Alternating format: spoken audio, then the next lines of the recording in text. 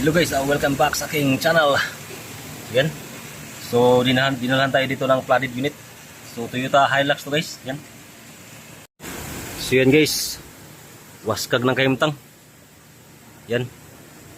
So ang goal natin dito is paandarin muna natin to para malaman natin yung kailangan nating palitan na nasira sa baha. So ang ganda ito guys is nalinisan na nila yung mga connectors, so hindi na tayo masyadong mahihirapan ito.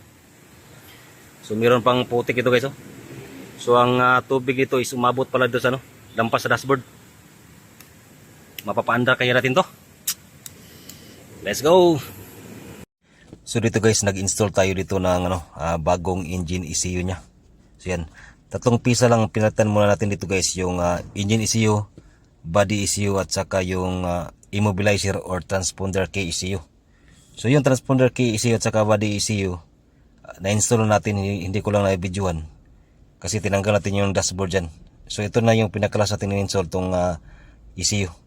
So yan na muna para hindi mapamahal yung customer sa gastos. So, yan. Dito naman guys, nag-mikos na tayo dito. Yan.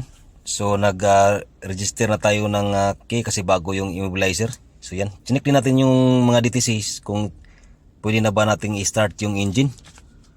Yan, meron tayong nakita ng mga malilit na problema lang dyan guys. So pwede naman siyang i-start yung engine pagkatapos nito.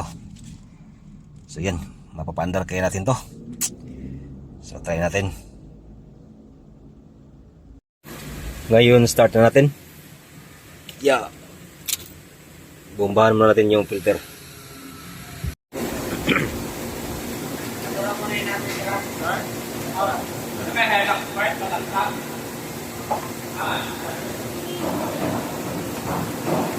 Start.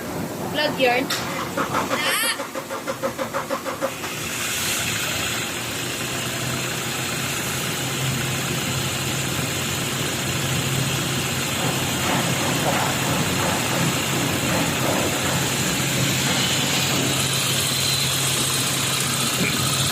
Yan.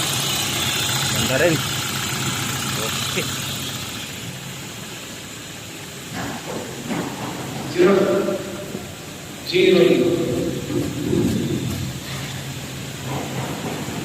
Yes, sumanda rin siya. Hi, salamat. So yun guys, naging successful yung goal natin na paandarin yung flooded unit. So maraming salamat sa panood.